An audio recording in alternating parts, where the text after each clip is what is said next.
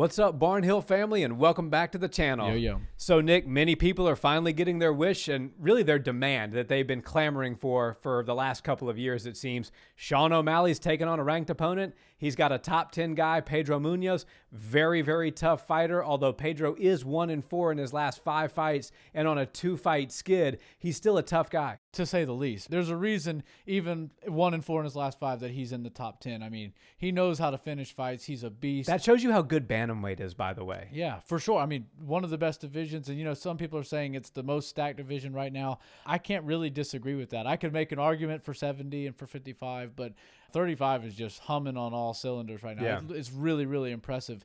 And I think O'Malley is just that uncrowned king as of right now. And it's obvious that the UFC wanted to sort of grow him and bring him up in a slightly slower way than they do with their Khamzat Chimaevs, the Brock Lesnar's, the Conor McGregor's. But it became a point where, okay, we've seen him beat pretty much everybody that's not a ranked opponent, and he's kind of leaving them in the dust. He's not really making it all that competitive, and he's got a lot of skills that he wants to showcase. He seems to have a speed advantage over most bantamweights. He's really lanky. He knows how to use his skill and his strength really well. So I just think this is the right step forward for him, because I didn't want to see him just get thrown into the top 5 mix. That's a lot for anybody to deal with. And we saw it not too long ago with Khamzat going from 11 all the way down to number 2. And we realized just how deep that division is. Yeah. I think the same thing would happen for Sean O'Malley, and he might even stub his toe and lose, just like Khamzat almost did. Yeah. If he went in there with a TJ Dillashaw, if he went in there with a Peter Yan or a Corey Sandhagen. Yeah. But I think in due time he can get there. And I think Pedro is obviously one of those dudes that has been around the game for a long time. He doesn't really get flustered by the moment. He seems to operate well under the big lights. Even though Sean O'Malley is on deck to have his biggest fight of his career, Pedro Munhoz has fought people with much bigger names than Sean O'Malley, and they've done a lot more in their UFC and mixed martial arts career than O'Malley, so I think he's been there before. Yeah, there's no doubt about it. I mean, Pedro has fought former champions, legends of the sport, and he's lost most of those fights, obviously, but fought them nonetheless. So Sean O'Malley as a name will not be the biggest name that Pedro steps in there against, so I think you're really accurate in saying that it's not going to fluster him or throw him off of his game. I just think that Sean O'Malley is going to have an answer for everything that Pedro does, and so I'm going to pick Sean to win, and I'm actually going to predict him to finish Pedro in the second round. I think Pedro is, he's got a height disadvantage. His arm length is not nearly as long as Sean's. I think Sean's going to keep him behind a beautiful jab, throw a lot of kicks, and he's going to be looking in true Sean O'Malley fashion, finish this fight in emphatic fashion, either setting him up with a nice uppercut, maybe even just a straight 2 that he times beautifully and just hits the perfect range on. I think Sean O'Malley is going to finish this fight with his hands, and I think he's going to finish it in the second round. Yeah, I mean, Pedro is very tough, but O'Malley has proven to us that he can put some serious power behind his shots, and he doesn't just throw his hands well. He's kicking really well. His spins are really, really impressive. He just knows how to throw all kinds of things, and he keeps you guessing. You never really know which one he's setting up or which one he's going to throw next. So I think that Pedro's going to have to dig deep. He's going to have to deal with a little bit of range difficulties. I think getting inside on O'Malley is pretty tough because he's so elusive. He moves laterally very well. He's not just one of those fighters that moves forward and backward. He moves side to side. He uses every inch of the cage that he needs to.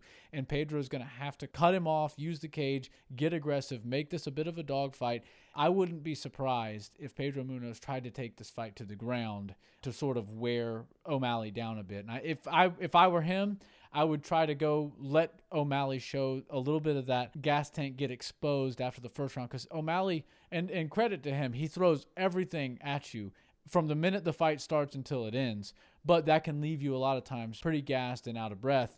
If you got a tough guy like Chris Matino was a pretty tough guy, and O'Malley looked good by the end of the fight, but you could tell he was clearly tired. Pedro Munhoz is obviously good at bringing pressure, at throwing shots back, and I think that if he can let Sean get a little bit tired, if he can start to disguise some takedowns with his good striking, then he could probably win these rounds. And if he wins 2 rounds, then you're going to have an O'Malley that's coming at you full force. You're going to have to deal with all that. But it just seems like a tall order to get past O'Malley. And that's why I'm probably going to go with O'Malley on this one.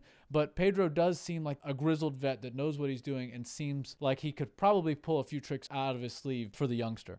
Yeah, but I think that if you're going to give Sean a top 10 fighter, this is the guy to give him. And it's no slight to Pedro. This is just a good matchup for him. And Sean said, look, I hope Pedro takes me to the ground because my jiu-jitsu is very good. I've been working with Tim, obviously his coach, Tim Welch, saying in my jiu-jitsu, I feel almost as confident in that as I do my striking. Now, I think that might be a bit of an overstatement. I think Sean's a purple belt. He goes to some IBJJF tournaments every now and then and does okay. So, I mean, he's no jiu-jitsu phenom by any stretch. We've got ADCC champions in the UFC. We've got IBJJF world champions in the UFC. So as far as that goes, he's way down the totem pole. But he says his jiu-jitsu game is getting better, and so I take him at his word. But I think you're right. I think Pedro will try to take the fight there. I just think that Sean is going to have the proper defense to stop that from happening. And I think more than that, he's going to make him pay with striking if Pedro does try to take him down.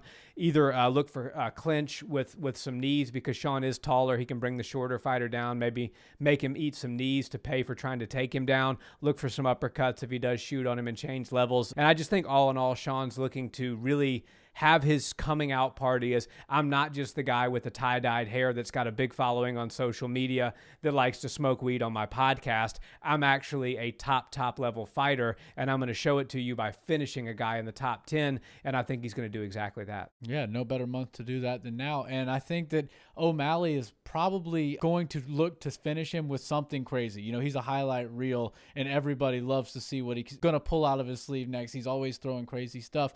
I think that if he's just going to throw hands, he's not going to finish Pedro. Pedro's probably a tougher dude than Chris Matino, and he's naturally a bigger guy than Chris Matino. And it took almost every last second of the fight for O'Malley to get the finish from him, and it wasn't even a clean finish, but the ref stopped it. So I think Pedro's probably going to go to the distance. It's going to be good experience for O'Malley to gain, but I see O'Malley getting his hand raised. Maybe 2-1, maybe a clean sweep 30-27 for O'Malley. Nice.